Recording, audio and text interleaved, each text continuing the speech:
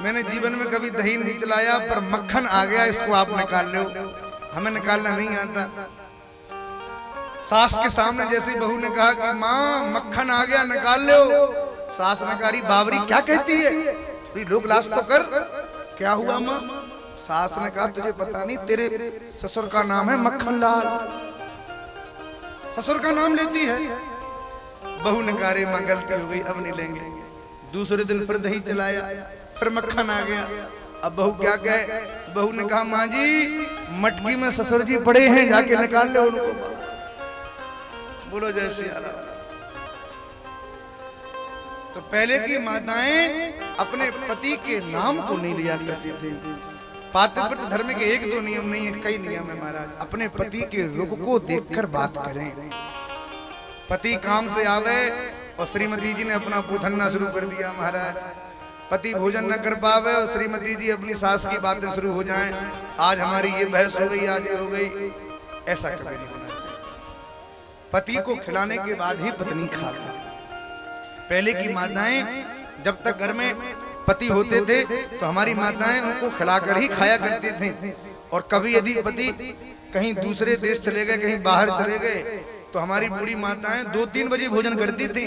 वो सोचती थी कि चलो अब तो उन्होंने खा लिया होगा, अब मैं खा लेती हूँ। उसके पहले भोजन नहीं करती थी। लेकिन आज की स्थिति वैसी है भैया। यदि स्वामी जी 8 बजे के बजाय 9 बजे ऑफिस से आने में देरी हो गई तो श्रीमती जी भोजन करके फोन करेंगे, सुनो जी सब रखा है, आके खा लेना, मैं तो सो रही हूँ, सब रखा है। कौन तुम्हें खिलावे महाराज, अपने आप खाओ। अपने पति के अनुकूल व्यवहार करें, अपने पति के चरणों की सेवा करें, ये सब पातिव्रत्य धर्म का लक्षण है। और श्रृंगार अपने पति के लिए ही करें, अन्यथा पतिव्रता सती नारी श्रृंगार ही न करे। बोलो जय श्री राम। घर में जब तक पति है तो नित्य प्रति खूब श्रृंगार करें, क्योंकि सौभाग्यवती नारियों के श्रृंगार करने की भी महिमा है। सौभाग्यवती नारियां सुंदर श्रृंगार करके जब रहती हैं तो उनके पति की उम्र में वृद्धि होती है, उनकी आयु बढ़ती है। शिवपुराण में वर्णन नहीं बात। और यदि पति घर में नहीं है, कहीं बाहर है, तो भैया फिर श्रृंगार ना करें, फिर एकदम साधारण जैसी रहती है वैसे रहें, कोई श्रृंगार करने की आवश्यकता नहीं। और केसों को ना खोलें, केसों को बांध के रखें। अपने घर में पति के अलावा अन्यत्र केसों को न खोलें। बोलो जय श्री राम। एक देवी जी ने केस खोले थे महाराज, इतिहास प्रमाण है। किसने खोले थे? द्रौपदी के केस खोले थे। और द्रौपदी के केस खोलने के पश्चात कितनी बड़ी महाभारत हुई आप सब लोग जानते हैं। और आज घर घर में माताएं केस खोल के घूम रही हैं शहरों में, तो घर घर में महाभारत मची है, घर घर में कलह हो रहा है।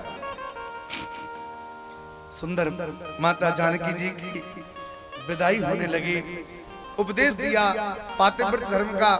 और माता पार्वती को माता मैना हृदय से लगा रही हैं, बार बार माथा सूंघ रही हैं और बार बार रोती हुई डोली की तरफ माता पार्वती जी को विराजमान कर रही हैं।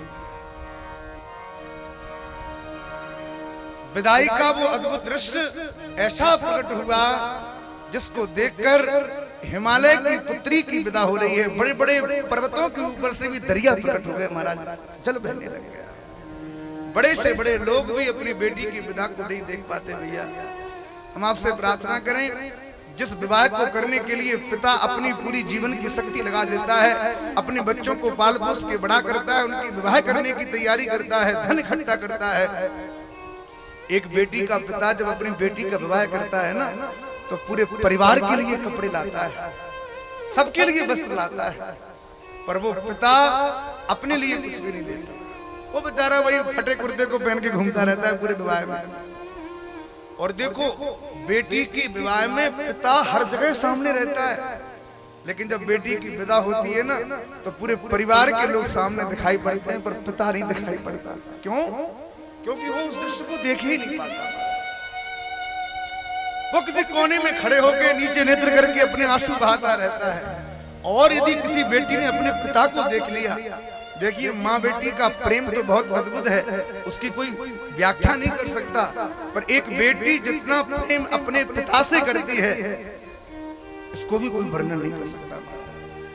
और यदि उस बेटी की दृष्टि अपने पिता की तरफ पड़ गई तो भैया फिर उस बेटी के रोने को संभालना बड़ा मुश्किल हो जाता है।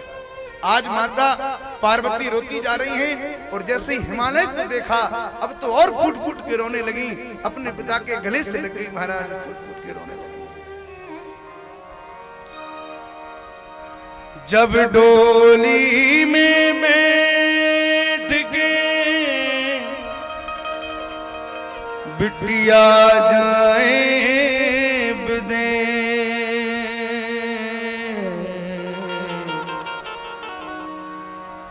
पत्थर से पत्थर रह ना सके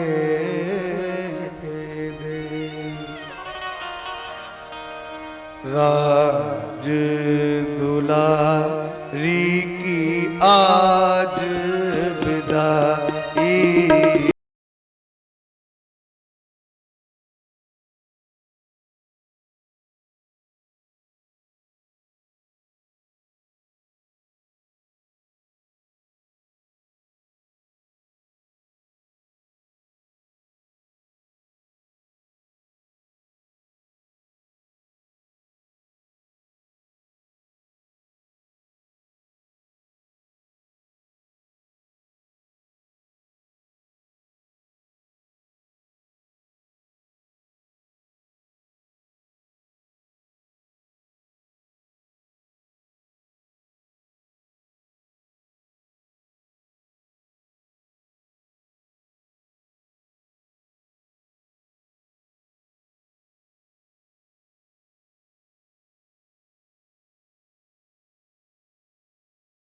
अंगना दुबरेवा सखियां सहेलियां आए रे नैहर छूटन जाई आज विदाई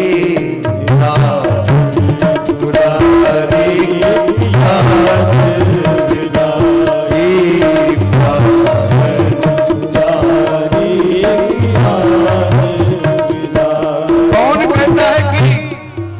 पत्थर रोते नहीं, कभी पहाड़ों को देखा है आपने? पहाड़ भी रो पड़ते हैं महाराज जब किसी बेटी की विदा होती है। भगवान शिव को जब माता पार्वती सौंपी गई तो हिमालय की विवाह में बड़े बड़े पर्वत आए हुए थे। उस विदा को देख के उन पर्वतों के बीच से भी दरिया फूट पड़े, होने लगे। शिव को गिरिजा सौंपू हिमालय, झरनों में नदियों में फूट के रोया। शिव को गिरिजा सौंपू हिमालय, झरनों नदियों फूट के रोया। कौन है ऐसा बिटिया को जिसने करके विदा चलना भिगोया। कौन है ऐसा बिटिया को जिसने करके विदा चलना भिगोया। निठुर विधाता इतना बता दे बिटिया की काहे जात बना ही आज विदाई।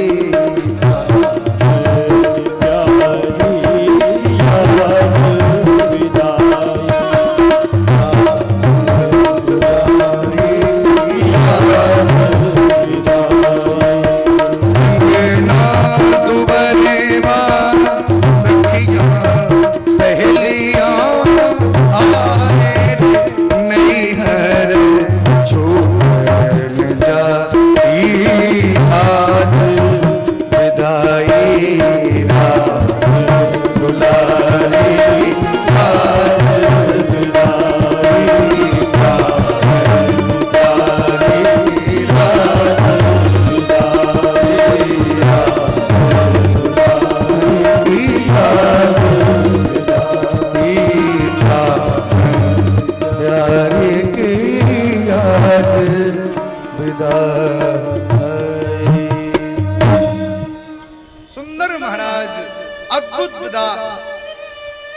माता पार्वती जी की हुई। गोस्वामी तुलसीदास जी महाराज कहते हैं जो भी भगवान शिव के इस विवाह की कथा को सुनता है उसके जीवन में सदा मंगल ही मंगल होता है। यह उमा शंभु विवाह जिन नारी कहें जगावहि, कल्याण काज विवाह मंगल सर्वदा सुख पाव। शंकर भगवान की सुंदर भगवान शिव माता पार्वती को दिव्य कैलाश के ऊपर लेके आए और कैलाश पर आज जब भगवान भोलेनाथ बैठे तो कैसे बैठे?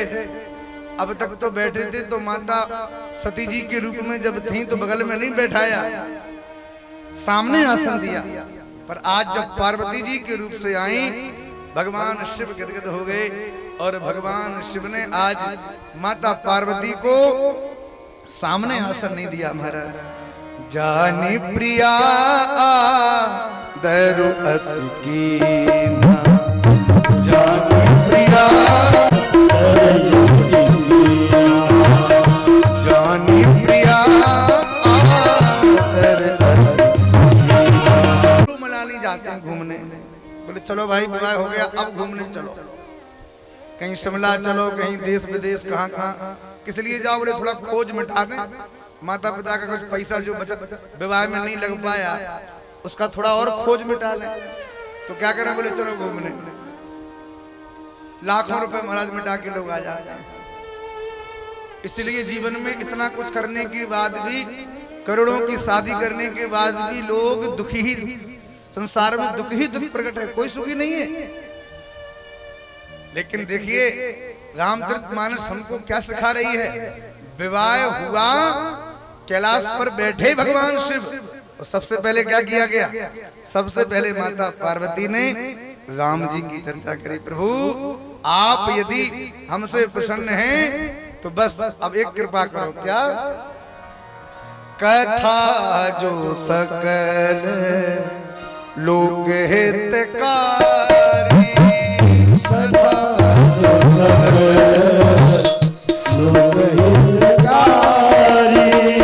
कथा जो सकल लोक हितकारी,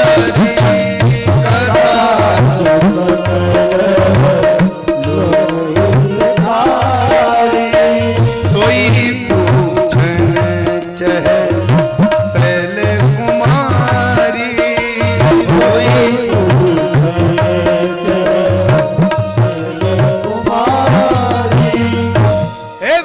भगवान महादेव संसार के हित को करने वाली वो कथा मैं आपसे सुनना चाहता हूं, जिस कथा को मैंने अपने सती रूप में नहीं सुन पाया।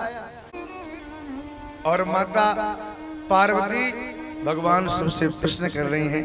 आइए हम भी माता पार्वती जी के साथ भगवान शिव से प्रश्न कर लें, फिर भगवान के दिव्य पुत्र पावन जन्म की कथा तक हम लोग यात्रा करेंगे।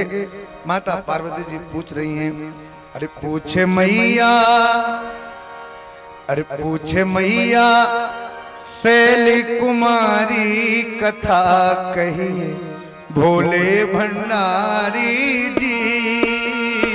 पूछे मैया शैल कुमारी कथा कहिए भोले भंडारी जी। पूछे मैया शैल कुमारी कथा कहिए भोले भंडारी जी। पूछे मैया शैल कुमारी कथा कहिए भोले भंडारी जी। पूछे मैया शैल कुमारी कथा भोले भंडारी।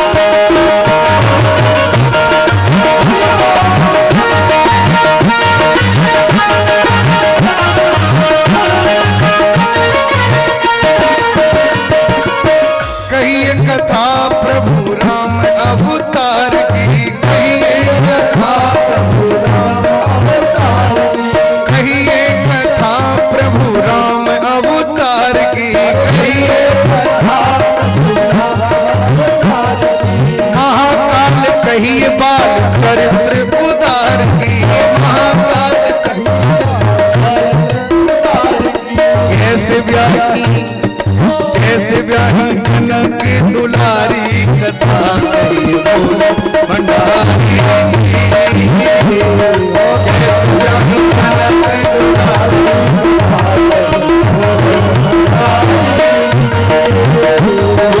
मैया फैल तुम्हारी कथा बोले भंडारी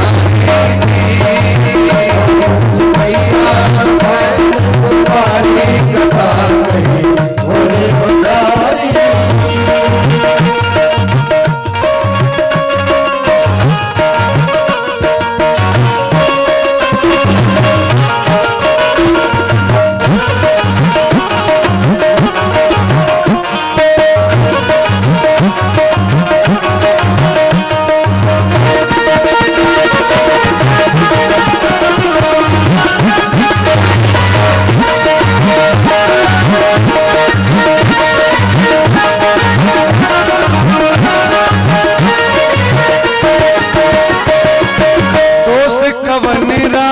तज सरकार जी दोस्त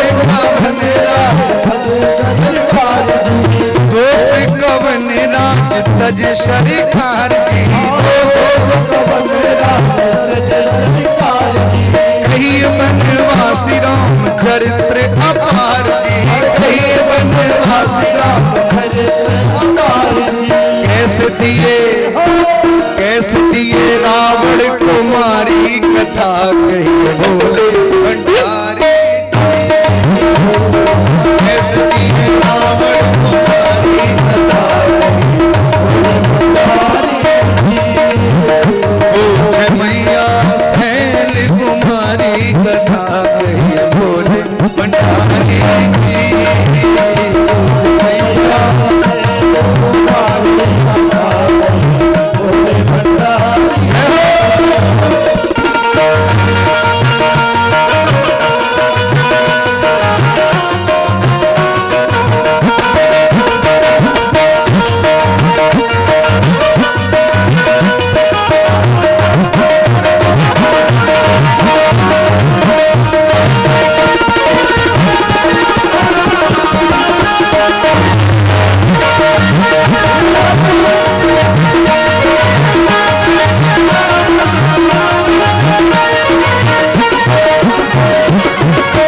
रामचंद्र जी की कहिए प्रभु लीला राजा रामचंद्र जी की कहिए प्रभु लीला राजा रामचंद्र जी की कहिए प्रभु लीला सुखशीला कैसे गए कैसे धाम गए करारी कथा कहिए बोले भंडारी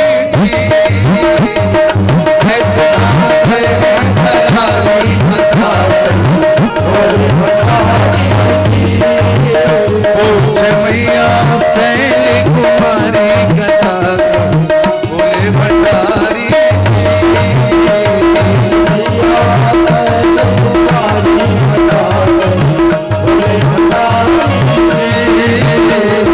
मैया फैल कुमारी कथा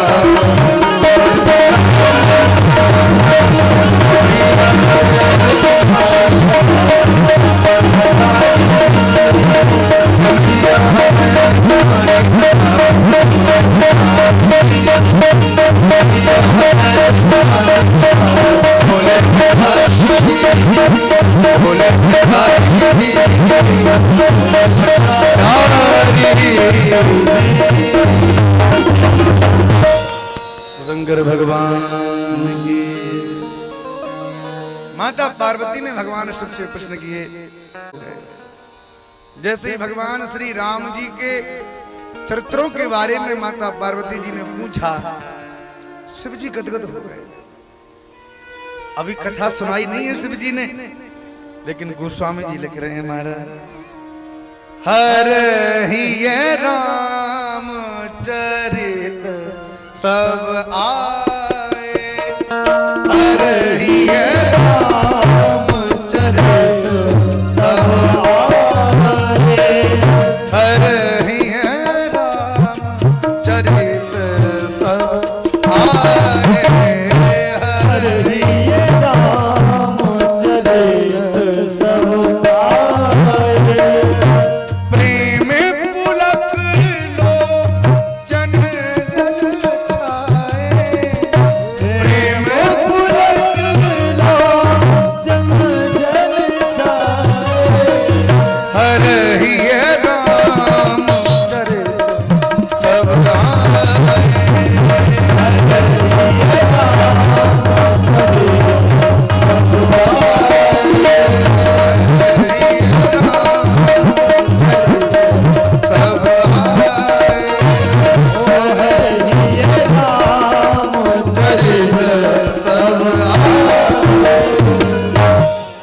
गोस्वामी जी कहते हैं जैसे ही भगवान शिव के हृदय में राम जी के चरित्र प्रकट हो गए कि शिव जी गदगद हो गए। प्रेम पुलक लोचन जल छाए नेत्र सजल हो गए, शरीर पुलकायमान होने लग गया, शरीर में बिजली जैसे कौंध गई और भगवान शिव के आंखों से प्रेमाश्रु अविरल धारा से प्रवाहित होने लग गए। महाराज एक बार सभी लोग बोलो जय सिया राम। थोड़ा ध्यान से सुनेंगे। किसी भी व्यक्ति के आने के पहले उस व्यक्ति के गुण जो होते हैं ना वो आ जाते हैं। आप कहोगे हम समझे नहीं बात। यदि आपके घर में किसी संत महात्मा को आप निमंत्रण दो कि महाराज कल आपको हमारे घर आना है और महाराज जी ने कह दिया कि हाँ ठीक है हम आ जाएंगे, तो ईमानदारी से बताना घर जैसा अव्यवस्थित रहता है, कहीं लोटा पड़ा है, कहीं कंघा पड़ा है, कहीं चप्पल पड़ी है, कहीं चटाई पड़ी है। और यदि घर में महाराज जी आने वाले हैं तो हमारी माताएं सबसे पहले घर की सफाई शुरू कर देती, पूरे घर को सजाती हैं कि महाराज आ रहे हैं भाई। घर को सजाएंगी, झाड़ू पोछा करेंगी, नई चादर बिछा देंगी, सोफाओं पर नए कवर चढ़ जाएंगे हमारी माताओं के, मंगल कलश सजा के धर देंगी, दीपक जला लेंगी, आरती की थाली तैयार कर लेंगी। क्यों? अभी तो महात्मा जी आए नहीं, पर ये सब क्यों हो रहा है? बोले महाराज तो नहीं आए पर महाराज के गुण तो आ गए पहले, क्योंकि महाराज को आना है। किसी संत के आने के पहले उसके गुण आपके घर में स्वाभाविक रूप से प्रकट हो जाते हैं। ऐसे यदि कोई दुर्जन व्यक्ति हो जिससे आपकी बिल्कुल न बनती हो, जिसको देख के आपको लगे कि इसकी शकल ही ना देखें तो ज्यादा अच्छा है, और ऐसा आदमी यदि फोन करे कि भैया हम बस आध घंटे में आ रहे हैं, तो घर का जो खुशी का माहौल रहता है ना वो भी दुख में बदल जाता है। अरे काहे के लिए आ रहा है हमारा, ना हो तो ज्यादा अच्छा है। अरे वो व्यक्ति अभी नहीं आया, क्यों? उसके दुर्जन के दुर्गुण पहले आ गए, सज्जन के सद्गुण पहले आ गए। तो व्यक्ति तो बाद में आता है, उसके गुण पहले आ जाता है। तो राम जी की कथा अभी प्रकट नहीं हुई, राम जी के बारे में केवल पूछा गया, इतना सोचने मात्र से भगवान देवादिदेव महादेव के हृदय में राम जी का तत्व प्रकट हो गया। और माता पार्वती से इतने प्रसन्न हो गए महादेव, बोले देवी आज तुमने बड़ा प्यारा प्रश्न किया है। भगवान की कथा का कोई प्रश्न करे उससे बड़ा बड़ा भागी कोई हो ही नहीं सकता। धन धन गिरिराज कुमारी,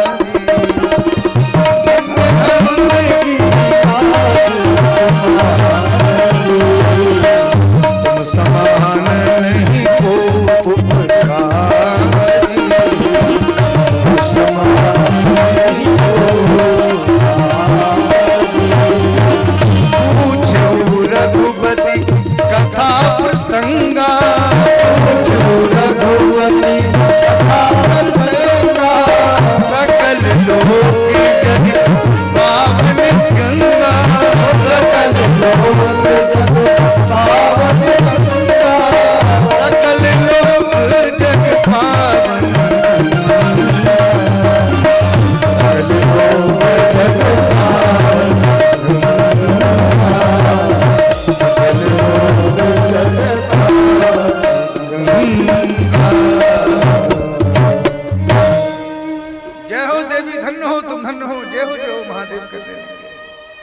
माता पार्वती जी गदगद हो गई। भगवान शिव कहते हैं देवी तुम बड़ी भाग्यशालिनी हो, तो तुम्हारे मन में कथा की बात मन में आई, नहीं तो संसार के लोगों के चित्त में तो केवल व्यथा ही व्यथा भरी है। कथा को सुनना तो कोई पसंद नहीं करता, और आज के जमाने में कथा सुनने आ जावे तो भगवान की बड़ी कृपा मानो भैया। बोलो जय सिया राम। हमारे महेश भैया कल हमसे कह रहे थे, कह दे कि ना कहें, गांव वालों कहीं थोड़ा सा मन में लगे कि हमारी बात तो नहीं बता दी महाराज। पर महेश भैया ने कल हमसे एक बात कही, बोले महाराज अब तक के इतिहास में खूब कथाएं गांव में भई, पर जो लोग कथाओं में कभी जाते नहीं थे वो भी कथा बैठ के सुन रहे हैं महाराज। बोलो जय सिया। हमारे मन में बड़ी प्रसन्नता हुई कि चलो कम से कम इस गांव के तिसकना के लोगों के मन में हमारे हनुमान जी की कृपा से राम जी के प्रति भाव तो जगा, कम से कम उनके प्रति भाव तो बना कि हम कथा सुनने के लिए चले। नहीं तो दिन रात हमने खाने पीने सोने जागने भोगने में ही समय व्यतीत कर दिया, कथा में किसी का मन नहीं लगा। एक बार एक कोई व्यक्ति किसी गहरे गड्ढे में गिर गए, चिल्लाएं बचाओ बचाओ बचाओ। उसी समय एक पंडित जी हाथ में पोथी लेके निकले जा रहे थे। पंडित जी ने आवाज सुनी कि गड्ढे में कोई गिरा है। पंडित जी ने हाथ देके कहा भैया बाहर निकालूं? अरे बोले बाहर निकालो। पंडित जी ने जैसे तैसे अपनी धोती दुपट्टा बांध के उस गड्ढे में डाला, उस व्यक्ति को बाहर निकाला। बाहर निकाला तो उस व्यक्ति ने कहा कि भाई हम आपके बड़े आभारी हैं, आपने हमको इस गहरे गड्ढे से बाहर निकाला, मेरे प्राणों की रक्षा आपने करी, हम आपके बड़े आभारी हैं, बताओ आपकी हम क्या सेवा करें। पंडित जी ने कहा देखो सेवा एवा तो छोड़ो, पर एक काम करो। क्या? बोले हम काशी से कथा पढ़ के आए हैं, कोई कथा सुनने वाला नहीं है, एक काम करो थोड़ी देर हमारी कथा सुन लो, बस यही बहुत है, हमें कुछ नहीं चाहिए। उस व्यक्ति ने कहा महाराज क्षमा करो, कथा सुनने के डर से ही तो कुएं में कूदे थे हम महाराज, की कथा ना सुननी पड़े। और निकाल के फिर आप कथा सुना रहे हो, हमें नहीं सुननी। कथा लोगों के चित्त में नहीं बैठती। भगवान शंकर कहते हैं जो भगवान की मंगलमय कथा नहीं सुनता, जो भगवान के दर्शन नहीं करता, उनके नेत्र नेत्र नहीं हैं, वो नेत्र मोर पंख के ऊपर बने हुए नेत्र के जैसे हैं। यदि ये कान भगवान की कथा नहीं सुनते हैं तो ये कान सर्प की बामी के समान छिद्रों को समझना। जिन हरि कथा सुने नहीं काना, जिन हरि कथा श्रवण रंद अहि भवन समाना, श्रवण रंद अहि भवन समाना। जो नहीं करई राम गुण गाना, जो नहीं करई राम गुण गाना, जी है सो दादुर जी है समाना, जी है सो दादुर जी है समाना। जो भी इस कथा को नहीं सुनता उसके कान बामी के जैसे हैं, उसकी जिह्वा मेढक के जैसी टर टर करती रहती है महाराज, यदि हमारी जिह्वा भगवान के नाम का आश्रय नहीं लेती। मनुष्य जन्म प्राप्त करने के बाद भी हमने कथा से वंचित रहे, ये हमारा सबसे बड़ा दुर्भाग्य है। एक बार एक गांव में कथा होती थी, गांव के सब लोग कथा सुनने जाते थे, पर एक घर सामने ही बना था महाराज, उसके लोग कथा सुनने न जावे। और जैसे ही कथा की आरती होवे सोई वो चद्दर तान के सो जाए महाराज अपने घर में। कभी आरती में जिन्हीं की वैसे लोग ना आ पावे, पर आरती में तो लोग आ ही जाते हैं, पर भगवान की आरती में भी वो ना आवे, सो जाए। अगले जन्म में जब वो मरा तो मरने के बाद भगवान ने उसको घोड़ा बना दिया। घोड़ा क्यों बनाया? क्योंकि घोड़ा बहुत कम बैठता है।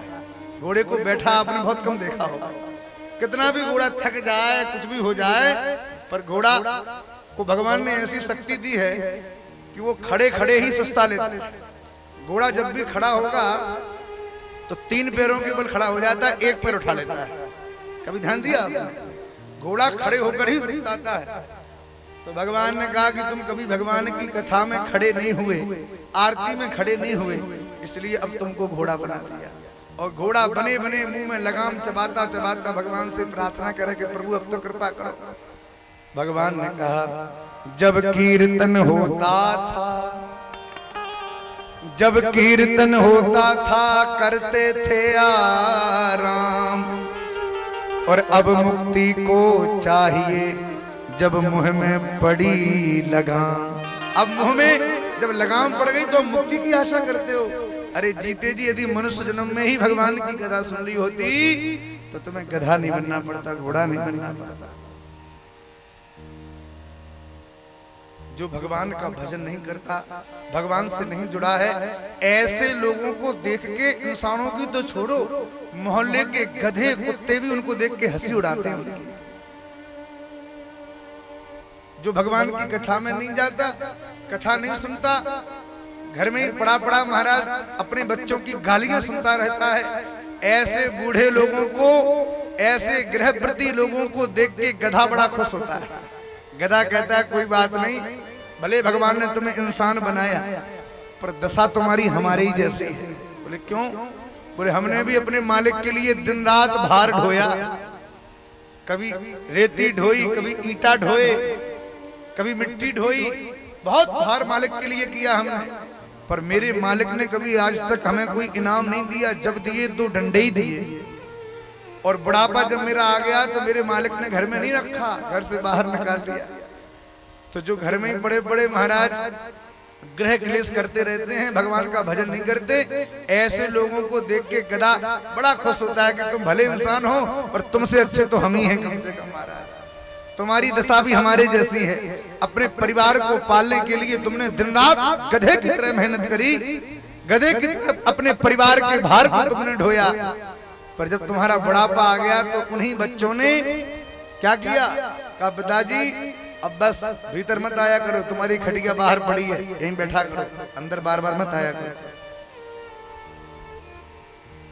बात बात पर जो लोग लड़े झगड़े, ऐसे लोगों को देख के कुत्ता बड़ा खुश होता है। कुत्ता कहता है भैया इतना तो हम भी नहीं भौंकते जितना तुम लोग आपस में भौंकते जा रहे हो। थोड़ी थोड़ी बातों पे लोग झगड़ रहे हैं, लड़ रहे हैं, गालियां दे रहे हैं, एक दूसरे को मार रहे हैं, काट रहे हैं। ऐसे लोगों को देख के कुत्ता बड़ा खुश होता है।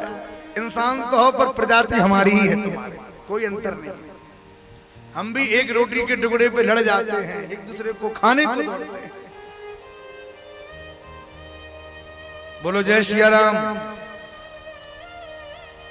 भगवान शिव कहते हैं देवी धन्य हो तुम जो तुम्हारी मति भगवान की कथा में लगी।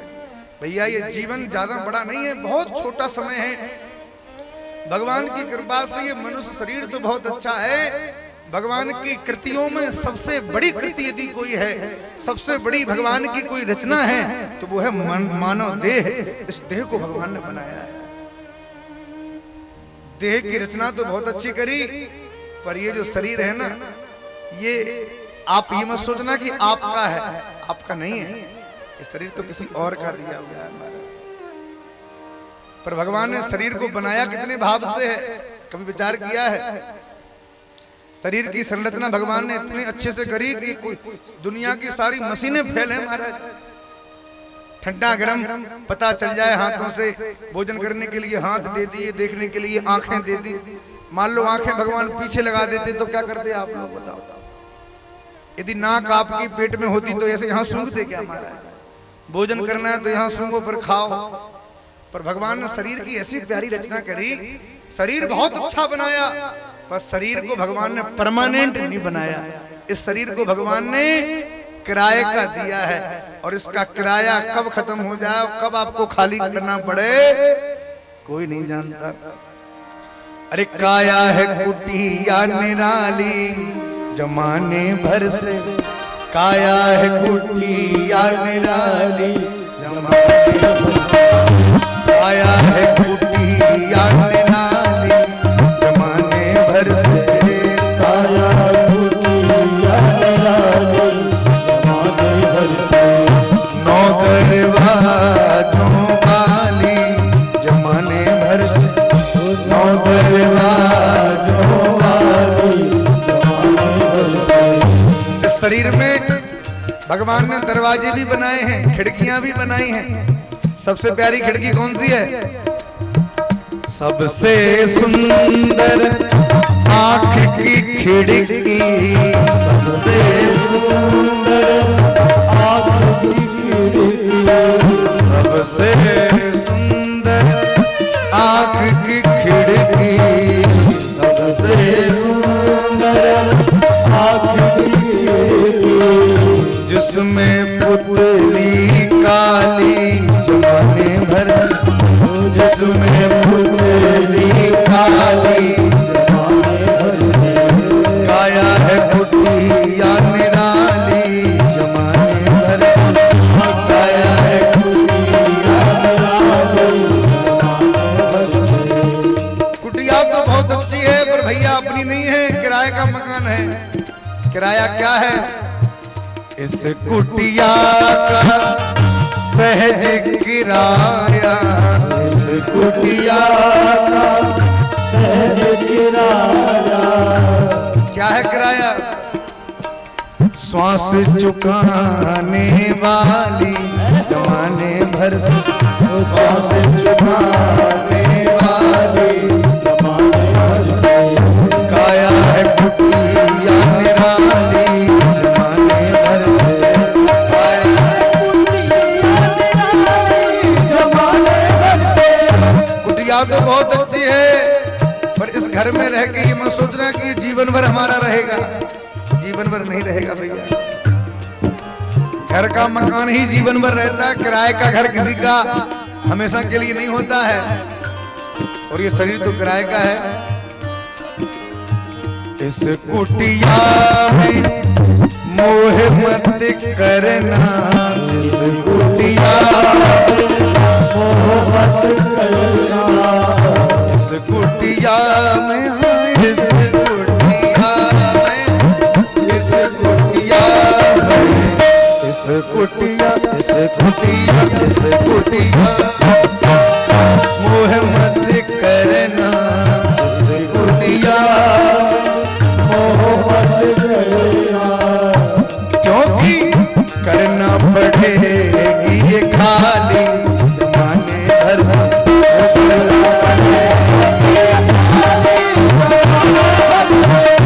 आया है कुटिया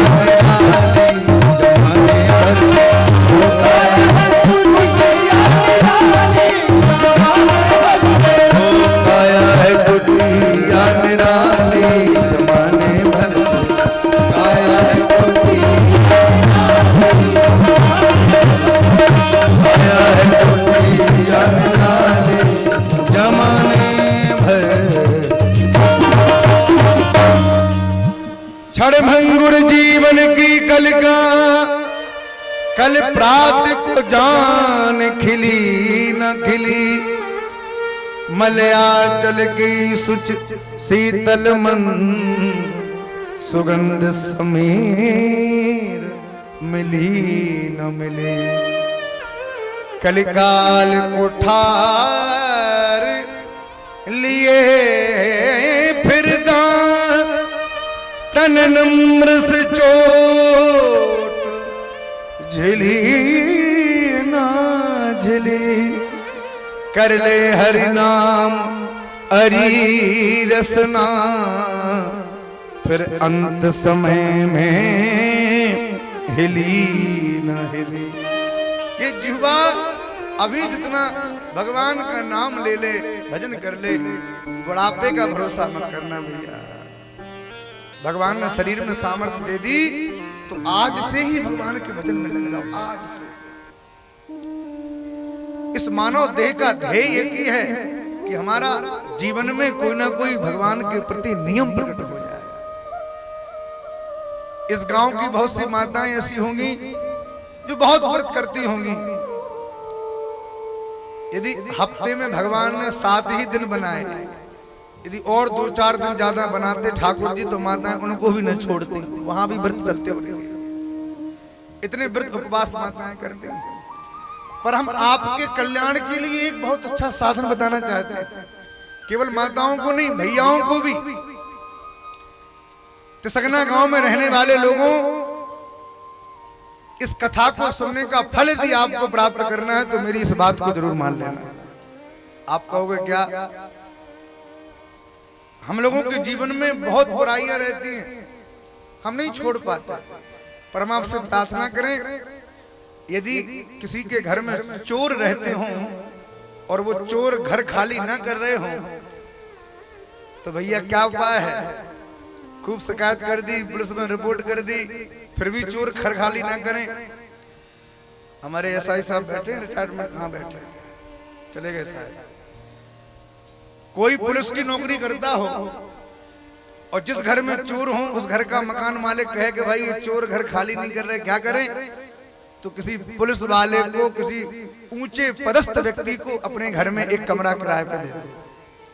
अब आपके 10 कमरों में चोर रहते हैं और एक कमरे में यदि आपने किसी डीएसपी को अपना कमरा दे दिया कि भाई चलो आज से कोतवाल साहब आप आ जाओ या कोई बड़ा अधिकारी इसमें रह जाए तो बताओ वो चोर घर में रहेंगे क्या?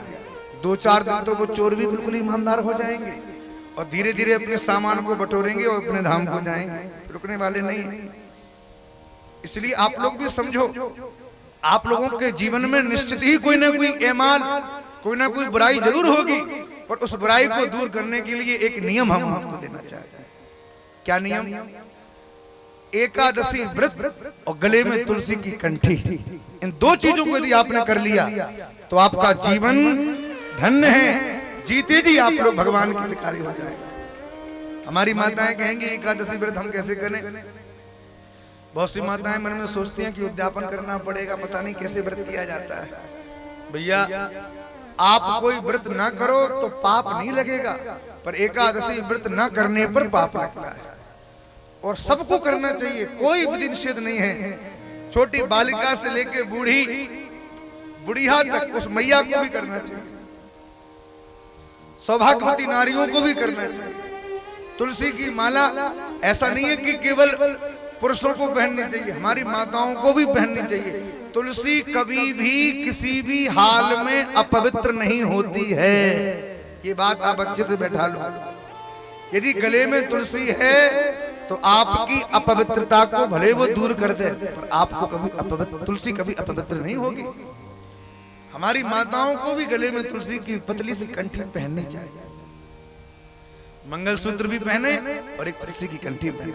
हम एक नहीं सैकड़ों घर, सैकड़ों माताओं को, हजारों की संख्या में हमारे पूज्य गुरुदेव, पूज्य मलुकपीठ वाले महाराज जी, हमारे पूज्य धीशण वाले महाराज जी, इनसे ऐसे लाखों परिवार जुड़े हैं जो बड़े बड़े करोड़पति लोगों के परिवार की बहू बेटियां भी अपने गले में तुलसी की कंठी पहन के जीवन यापन कर रही हैं। मुंबई दिल्ली में रहते हुए भी कंठी पहन रही है। और एकादशी व्रत 15 दिन में एक दिन एकादशी आती है। एक नियम यदि आपने ले लिया तो समझो आपका कल्याण है, कोई आपको कल्याण से रोकने वाला नहीं है, लेकिन नियम में पक्का होना चाहिए। यानी कि नई भक्ति 9 दिन और खेचा तानी 10 दिन। 1-2 एकादशी करी और अगली एकादशी को भैया के बेटा का विवाह आ गया तो सोचा कोई बात नहीं, आज तो मार दो रसगुल्ला, अगली एकादशी कर लेंगे, छोड़ो। निष्ठा के साथ एकादशी, निष्ठा के द्वारा किया गया नियम आपको बहुत कुछ देता है। एक बार एक गांव में कथा हुई, व्यास जी ने कथा करी तो व्यास जी ने कहा कि भाई कथा के बाद कोई ना कोई नियम सबको लेना चाहिए। गांव के जितने भी लोग थे सबने कहा हाँ महाराज बताओ क्या नियम ले। व्यास जी ने कहा जो आपको अच्छा लगे वो नियम ले लो। किसी ने कहा व्यास जी हम हनुमान चालीसा पाठ करेंगे, किसी ने कहा कि हम भगवान सूर्य को अर्घ्य देंगे, किसी ने कहा कि हम ये व्रत करेंगे, किसी ने कहा कि हम हनुमान जी के दर्शन के बिना पानी नहीं पिएंगे। सबने कोई ना कोई नियम लिया। व्यास जी ने गांव वालों से कहा भैया सबने नियम ले लिया। गांव के एक व्यक्ति थे, उन्होंने कहा महाराज सबने ले लिया पर गांव में एक सेठ है, उस सेठ ने कोई नियम नहीं लिया, आप कृपा करके उसको भी कोई नियम दो। व्यास जी ने कहा ठीक है भाई, नाक की बात है, सबने ले लिया, एक रह जाएगा तो हमारी कमी मानी जाएगी, बुलाओ सेठ जी को। सेठ जी को बुला के कहा सेठ जी कोई तो नियम ले। सेठ जी ने कहा देखो व्यास जी हमारे बस की बात नहीं है नियम धर्म करना, हमारा जीवन अलग प्रकार का है, हम नहीं कर सकते। अरे कोई तो नियम ले लो, जो काम आप रोज करते हो वही नियम ले लो, जो मन में करे सो नियम ले लो, पर हमारी बात को रख तो दो। सेठ जी ने कहा कि व्यास जी यदि आप कहते हो तो एक नियम में लेता हूं। कौन सा? सेठ जी बोले व्यास जी हमारे घर के सामने एक कुम्हार घड़े बनाता है, कुम्हार रहता है, मैं आपकी बात को स्वीकार करके नियम लेता हूं। वो कुम्हार सुबह सुबह जल्दी उठ के मिट्टी को रोंदने लगता है, तो मैं नियम ले रहा हूं कि रोज कुम्हार की शकल को देखूंगा तभी मैं पानी पीऊंगा, नहीं तो पानी नहीं पीऊंगा। ये नियम में लेता हूं। ठीक है भैया कोई बात नहीं, चलो बात तो रखे। अब तो सेठ जी सुबह जब सो के उठे तो सबसे पहले दरवाजे पे जाके कुम्हार की शकल देखें और भीतर जाके पानी पिए, रोज का नियम। और नियम करते करते सेठ जी के जीवन के 19 साल निकल गए। कितने निकल गए? 19 साल। एक दिन सेठ जी किसी काम से बाहर गए, रात्रि में लेट आए, 2 बजे रात्रि में लौटे, सो गए। सुबह सेठ जी की थोड़ी देर में आंख खुली गले में प्यास बहुत लगी थी। जैसे ही मन में विचार आया कि पानी पी लें, उसे तुरंत नियम याद आ गया, अरे पानी कैसे पिए, पहले कुम्हार का मुंह तो देखे। तुरंत उठे और दरवाजे के बाहर गए तो सामने कुम्हार था ही नहीं। कहां गया पूछा तो कुम्हार की पत्नी ने कहा कि वो तो खेत पर मिट्टी लेने गए हैं। अच्छा, सेठ जी ने मन में सोचा कोई बात नहीं, एक दिन की ही तो बात है, यदि आज हम कुम्हार के मुंह को देखे बिना पानी पी लेंगे तो क्या बिगड़ जाएगा, कोई बात नहीं। जैसे ही पानी का लोटा मुंह के पास लाए, अंदर से आवाज आई, अरे नहीं नहीं, 19 साल बता दिए, यदि नियम है लिया है तो पूरा चल ले दो, खेत कोई दूर थोड़ी है, अभी जाते हैं खेत पर ही शकल देख के आ जाते हैं, फिर पानी पी लेंगे। सेठ जी का तो गला सूख रहा था, खेत पर गए, किसान मिट्टी खोद रहा था। अब आप ध्यान से सुनिए थोड़ा। किसान ने जैसे ही मिट्टी खोदी कि उसी दिन सौभाग्य से किसान के फावड़े में एक सोने का घड़ा टकरा गया। किसान ने जैसे ही देखा कि खेत में सोने का घड़ा मिला, अब सोने का घड़ा जिसको मिले तो वो घड़े को कम देखेगा, आसपास ज्यादा देखेगा, किसी ने देखा तो नहीं। जैसे ही घड़ा मिला उसी समय सेठ जी पहुंचे। सेठ जी पीछे से मुड़े और किसान ने देखा कि कोई देख तो नहीं रहा है, और किसान ने, उस कुम्हार ने जैसे ही मुड़ के सेठ जी को देखा और सेठ जी ने कुम्हार को देखा, तुरंत सेठ जी ने आवाज लगाई, देख लिया देख लिया देख लिया देख लिया, बस देख लिया। कुम्हार ने सोचा घड़ा देख लिया। कुम्हार ने सोचा कि अब तो गया महाराज, जैसे तैसे सोने का घड़ा मिला तो चला गया। सेठ जी तुरंत मुड़ के जाने लगे। कुम्हार ने कहा, सेठ जी रुको तो सही। सेठ जी ने कहा, नहीं नहीं बस देख लिया देख लिया देख लिया। अरे रुको तो सही, क्या देख, अरे बस बस बस। कुम्हार भागा, सेठ जी के पास आया, बोला सेठ जी सुनो, देख लिया कोई बात नहीं, एक काम करो, किसी से कहना मत, आधा आधा हो जाएगा, आधा आधा बांट लेंगे। सेठ जी ने कहा कि आधा आधा।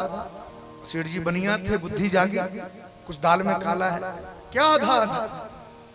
कुम्हार ने सोचा लगता है सेठ जी पूरे के मूड में हैं, इसलिए आधे की बात नहीं कर रहे। अरे सेठ जी बनिए मत, कोई बात नहीं, अब वो जो आपने देख लिया है ना, थोड़ा सा हमें दे देना, बाकी आप कहना मत किसी से, दूसरे का खेत है, बात फैल गई तो कुछ नहीं मिलेगा। सेठ जी ने कहा क्या कहना चाह रहे हो? कुम्हार ने कहा चलो। सेठ जी के हाथ को पकड़ के कुम्हार खेत में ले गया। जैसे ही खेत में ले जाके वो बड़े भारी सोने के घड़े को दिखाया जिसमें सोने की मोहरें भरी हुई थी। सेठ जी को देखकर कुम्हार ने कहा, सेठ जी आज मिट्टी खोदते खोदते ये घड़ा निकला, पीछे मुड़ के देखा तो आप खड़े थे। सेठ जी आधा आप ले लो, आधा हमें दे दो, बड़ी कृपा होगी। सेठ जी तो सोने के घड़े को देख के फूट फूट के रोने लगे महाराज। इतने रोए कि कुम्हार भी रोने लगा। कुम्हार ने कहा रो क्यों रहे हो सेठ जी? सेठ जी रोते रोते बोले, अरे भैया कुम्हार, हमने जीवन में तुम्हारी शकल को देखने का एक झूठा नियम लिया था, जिस नियम के पालन को करने में हमारे भगवान ने हमें सोने का घड़ा दे दिया। यदि हमने भगवान के नाम का नियम लिया होता तो आज भगवान मिल जाते, हमें सोना की आवश्यकता क्या है? ये संपत्ति तो यहीं धरी रह जाएगी। एक नियम यदि हम जीवन भर निभा लें तो उस नियम के प्रभाव से हमारा जीवन ही परिवर्तन हो जावे, हमें भगवान मिल जाए महाराज। बोलो जय सिया राम। हमारे भगवान शिव कहते हैं, देवी तुमने बड़ी प्यारा प्रश्न किया है भगवान की कथा का। देवी जो तुम कहती हो कि सगुण निर्गुण कौन है, इनमें कहीं कोई भेद नहीं है। सगुण ही अगुण ही नहीं कछु भेदा, सगुण ही अगुण